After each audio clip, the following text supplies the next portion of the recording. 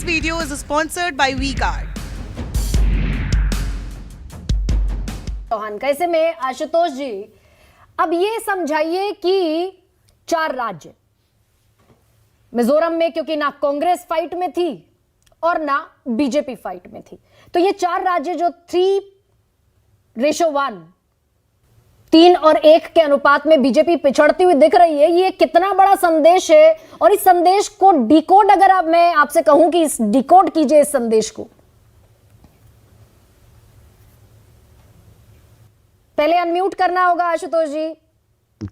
मैं कह रहा हूं गरिमा जी, अगर आप 3-1 से कहेंगे कि भारतीय जनता पार्टी पिछड़ रही, तो भारतीय जनता पार्टी के बहुत सारे लोगों के सीने पे सांप लौटेगा, तो कृपया ऐसा ना कहें।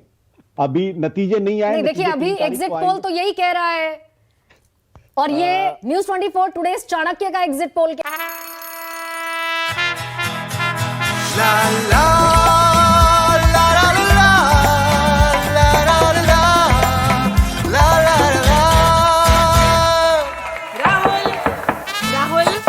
तन के साथ मन को जगाओ वी-गार्ड वाटर हीटर्स के संग।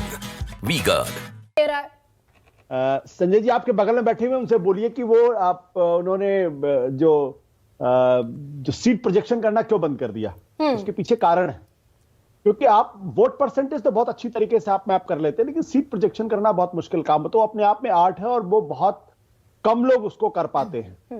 तो मैं जो एग्जिट पोल के जो नतीजे हैं उसके आधार पे मैं बहुत ज्यादा टिप्पणी नहीं करूंगा, क्योंकि हो सकता है आज की एनालिसिस कल 3 तारीख को पूरी तरीके से बदल जाए।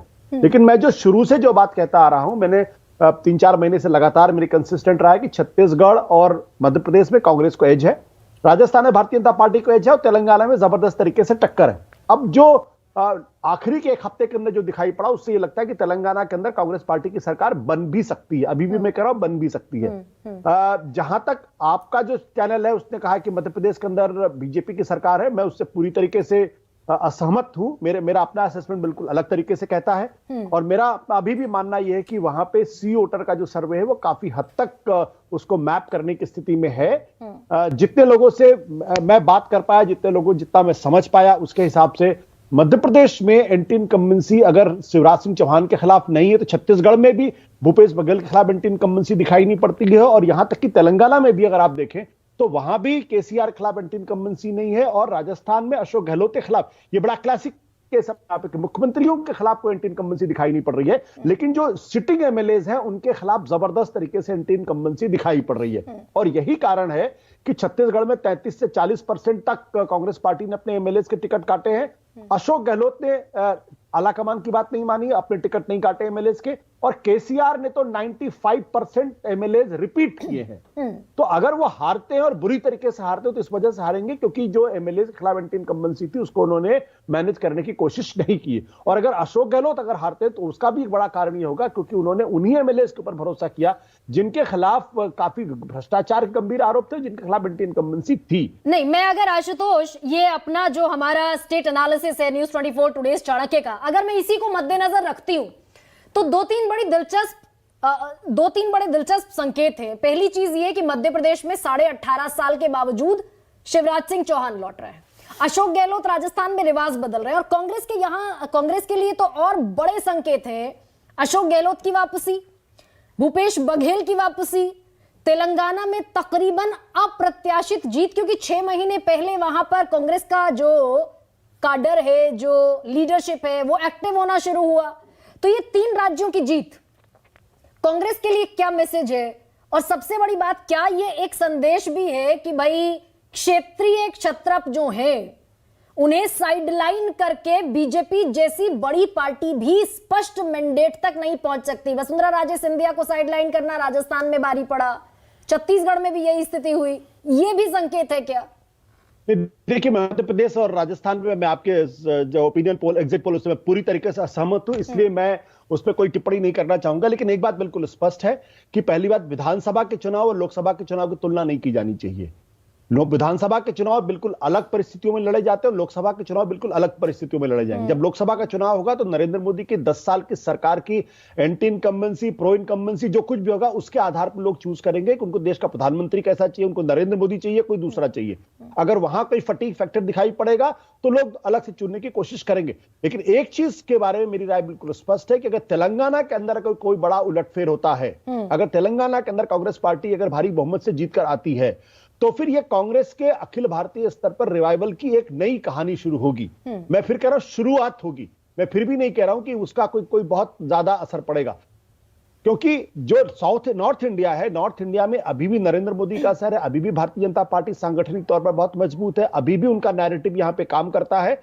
इसलिए यहां पर अगर कांग्रेस पार्टी को अगर वाकई में मध्य प्रदेश के अंदर जीत हासिल होती है, राजस्थान में भी जीत हासिल होती है, छत्तीसगढ़ में भी जीत हासिल होती है, तो भी उनको किसी मुगालते में नहीं रहना चाहिए कि इन राज्यों के अंदर वो भारतीय जनता पार्टी को अपदस्थ कर सकते हैं या लोकसभा के चुनाव में उनको बुरी तरीके से हरा सकते हैं। लेकिन क्या इस बार अलग सिचुएशन आशुतोष इस तौर पर भी बन रही है? क्योंकि हम बार बार कहते हैं ये बात ठीक है कि विधानसभा और लोकसभा के चुनाव मुख्तलिफ मुद्दों पर लड़े जाते हैं, मुख्तलिफ नतीजे होते हैं। 2018 और 19 इसकी बानगी है, हम देख चुके हैं। लेकिन क्या 23 और 24, क्योंकि एक तरफ इंडिया ब्लॉक का बनना, दूसरी तरफ कांग्रेस का ये रिवाइवल जो कर्नाटका से दक्षिण की बेल्ट में नजर आया, तेलंगाना में नजर आ रहा है, तीसरी चीज ये कि भारत जोड़ो यात्रा का फिर से शुरू होना, और चौथी चीज ये कि दक्षिण के जितने भी राज्य हैं, आंध्रा, केरल, तमिलनाडु, तेलंगाना, यहां पर सुपड़ा साफ है भारतीय जनता पार्टी का, सिर्फ विधानसभा में नहीं लोकसभा में भी, अगर कर्नाटक को छोड़ दें तो। देखिए उसके बावजूद भी हम एक आकलन हम अभी जो हमें करना चाहिए कि जो बार बार लोग ये कहते हैं ना कि कांग्रेस पार्टी का रिवाइवल हो जाएगा क्योंकि मुसलमान उनकी तरफ लौट रहा है, मैं इस थियरी में बिल्कुल यकीन नहीं करता हूं। अगर भारतीय जनता पार्टी को अगर हराना है नॉर्थ इंडिया में, तो फिर हिंदू वोटरों को कांग्रेस पार्टी की तरफ से बड़े पैमाने पर लौटना पड़ेगा। और इस संदर्भ में जो कांग्रेस पार्टी के नेता राहुल गांधी जो लगातार ओबीसी या कास्ट सेंसस की बात करते हैं, यह उसकी एक कोशिश है।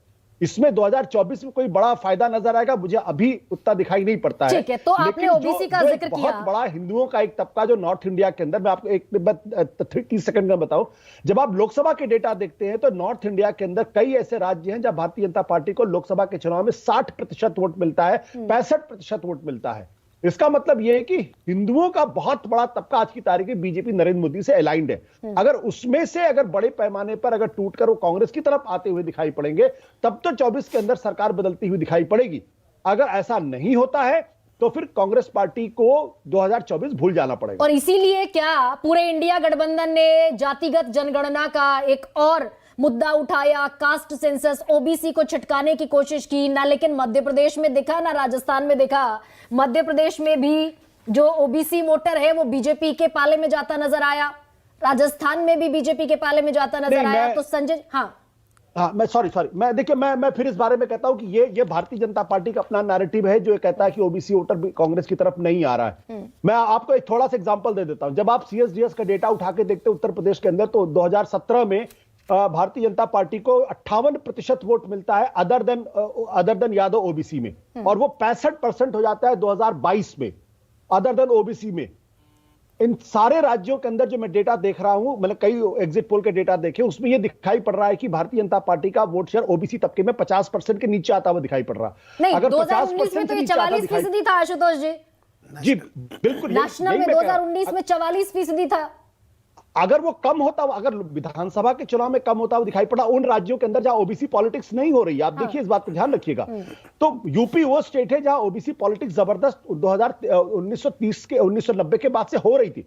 वहां बीजेपी 65% अदर देन यादव में अगर वोट लेकर आती विधानसभा के चुनाव में, लोकसभा में वो बढ़ता हुआ दिखाई पड़ता है। तो मध्य प्रदेश के अंदर अगर कांग्रेस पार्टी 30% में अगर ओबीसी का वोट लेकर आती है, तो ये कांग्रेस पार्टी के लिए प्लस है। कांग्रेस ने कभी भी ओबीसी पॉलिटिक्स नहीं की। कांग्रेस हमेशा दलितों की पॉलिटिक्स करती रही, मुसलमानों की पॉलिटिक्स करती रही और अपर कास्ट ब्राह्मण की पॉलिटिक्स करती रही है, ओबीसी की पॉलिटिक्स नहीं की। अगर ओबीसी की पॉलिटिक्स कर रही है और 5% में अगर बीजेपी का वोट शेयर अगर नॉर्थ इंडिया के अंदर कम हो रहा है ओबीसी में, तो ये बीजेपी के लिए नुकसानदायक स्थिति है। ये हो सकती है क्या ऐसे में संजय जी, जिसे हम ये मानकर चल रहे हैं कि भाई ओबीसी का लिटमस टेस्ट होना था, कास्ट सेंसस का लिटमस टेस्ट होना था, ओपीएस का लिटमस टेस्ट होना था, इंडिया ब्लॉक का लिटमस टेस्ट होना था, तो क्या इसमें अगर सिर्फ ओबीसी को निकाल लेते हैं, जो कि कांग्रेस के पाले में जाते हुए हालांकि स्टेट लेवल पर तो नहीं दिखे। छत्तीसगढ़ में ओबीसी गए 42% कांग्रेस के खाते में, 40% बीजेपी के पास। राजस्थान में 48% बीजेपी के पास चले गए, कांग्रेस के पास मात्र 28%। मध्य प्रदेश में 47% गए बीजेपी के पास, 31% कांग्रेस के पास। तो साउथ का जो बेल्ट है, क्या ये एक तरीके से कॉम्पनसेट कर पाने की स्थिति में है नॉर्थ की इस बेल्ट को, जहां बीजेपी का क्लीन स्वीप चलता है? यूपी 80 सीटें, अलावा इसके बिहार 40 सीटें, 48 सीटें महाराष्ट्र की। तो यहां पर जो ये स्ट्रॉन्ग होल्ड दिखता है भारतीय जनता पार्टी का, will south region be able to compensate to this north region? Unmute कर दीजिए आशुतोष। जो साउथ इंडिया के स्टेट्स, उसमें एक राज्य है कर्नाटक। और कर्नाटक में 2004 के बाद से भारतीय जनता पार्टी लोकसभा के चुनाव में कभी 18 सीट जीतती है 28 में से, कभी 20 सीट जीतती है। और 2019 में तो उसने 25 + 1 26 सीटें उसने जीत ली थी। क्या कर्नाटक के अंदर भारतीय जनता पार्टी की सीटें सिंगल डिजिट में जा रही हैं? ये साउथ इंडिया का एक पहेली है जिसको बूझना है, क्योंकि बहुत सारे लोग कहते हैं कर्नाटक में तो मोदी जी की वजह से जीत हुई। ऐसा तो नहीं था। 2004 में तो मोदी जी नहीं थे, 2004 में अटल बिहारी वाजपेयी थे, 2009 में लाल कृष्ण आडवाणी थे। और दोनों ही बार भारतीय जनता पार्टी को वहां पे विधानसभा में वो कभी भी अपने बल पर सरकार नहीं बना पाए, लेकिन लोकसभा के चुनाव में 20 के आसपास सीटें वो जीत रहे थे। तो इसका मतलब यह है कि कर्नाटक के अंदर अगर इस बार कांग्रेस पार्टी की सरकार आई है मजबूती से के साथ, अगर वो चुनाव लड़े और वो कांग्रेस बीजेपी को सिंगल डिजिट में रिड्यूस करके अगर 15-20 सीटों का अगर फायदा ले लेती है, तब तो साउथ इंडिया में भारतीय कांग्रेस पार्टी को गेन होगा। दूसरी जो चीज है वो तेलंगाना के अंदर बीआरएस की लड़ाई कांग्रेस पार्टी के साथ होगी लोकसभा के चुनाव में। लेकिन चूंकि बीआरएस का आदमी प्रधानमंत्री बनने की स्थिति में नहीं है, इसलिए वहां पे कांग्रेस पार्टी को फायदा होगा। वह 17 सीटें हैं, वहां कांग्रेस पार्टी अपनी सीटें इंप्रूव कर सकती। पिछली बार उनको 3 सीट मिली थी, हालांकि 28% वोट मिला था। बीजेपी को 4 सीटें मिली थी, लेकिन सिर्फ 19% वोट उनको मिला था। तो बीजेपी वहां इंप्रूव करती दिखाई नहीं पड़ेगी। बीआरएस उनको बहुत बड़े पैमाने पर चैलेंज नहीं कर सकते। और ये मैं इसलिए आपसे कह रहा हूं क्योंकि दिल्ली का उदाहरण है। दिल्ली के अंदर जहां 7 सीटें हैं और कांग्रेस पार्टी और आम आदमी पार्टी के बीच में गठबंधन की बातचीत थी, लेकिन जिस दिल्ली के अंदर आम आदमी पार्टी को 67 और 62 सीटें मिलती हैं, वहां 2019 के चुनाव में कांग्रेस पार्टी को 24% वोट मिलता है और आम आदमी पार्टी को 18% वोट मिलता है। तो लोकसभा की एक भी सीट नहीं मिलती। बिल्कुल। और इसका मतलब यह है कि राष्ट्रीय स्तर पर प्रधानमंत्री पद की जब बात होगी, राष्ट्रीय राजनीति में होगी, तो वहां इन रीजनल छत्रप को जहां पे कांग्रेस उनको ठीक ठाक टक्कर दे सकती। इसलिए मेरा मानना यह है कि दूसरी बात यह कि जो लोग ये कह रहे हैं कि नहीं, अगर कांग्रेस पार्टी की 3 राज्य जीत जाएगी तो उसके बाद इंडिया गठबंधन में दिक्कत पैदा, ऐसा कुछ नहीं होने वाला है। वो इसका कारण बहुत स्पष्ट है। कारण यह है कि सबको मालूम है कि अगर 2024 में नरेंद्र मोदी आ गए तो फिर ईडी सबके दरवाजे पे होगी, आधी पॉलिटिकल पार्टीज बंद हो जाएंगी, आधे नेता जेल के अंदर होंगे। तो ये अपने सर्वाइवल के लिए जरूरी है कि सब एक साथ रहे।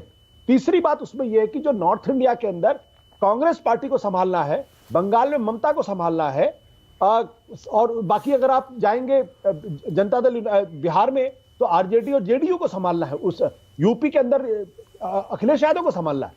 और मुझे लगता है कोई तो यूपी का गणित बड़ा दुरूह होने वाला है। ऐसे में Sanjay ji, last concluding remark मुझे आप दीजिए कि भाई, कह देता हूं कोई दुरूह नहीं होने वाला है। वहां आराम से इंडिया गठबंधन की मीटिंग हो जाएगी, आप चिंता मत करिए, बिल्कुल नहीं होने वाला। नहीं, लेकिन आखिरी जनादेश तो वोटर को देना है ना आशुतोष जी। ठीक है, ये लोग सीट शेयरिंग पर फैसला हो जाएगा कि कौन कितने पे लड़ेगा, कौन कितने पे, लेकिन फाइनल जनादेश तो जनता देगी। या तो झगड़ा कर लें आपस में या जेल चले जाएं। तो झगड़ा नहीं करेंगे, जेल नहीं जाएंगे। यूपी जैसे राज्य बहुत बहुत महत्वपूर्ण फैक्टर होने वाला है। क्या तय है कि 80 सीटों के साथ यूपी सबसे बड़ा फैक्टर होगा? यहां पर इस इंडिया अलायंस का क्या इंपैक्ट और किस तरीके से ये विनिंग मार्जिन पे एक तरीके से रिफ्लेक्ट होगा? देखिए, यूपी में भी जितनी सीटें बीजेपी ने जीती थी, तकरीबन 45 सीटें ऐसी हैं जहां पर बीजेपी का वोट 50% से ज्यादा था, जिन सीटों पर उनकी जीत हुई थी। तो अगर आप कोई भी गठबंधन बना लें, अगर नेगेटिव स्विंग बीजेपी के खिलाफ नहीं हुआ तो बीजेपी कम से कम ये 40-45 सीटें तो जरूर जीतेगी।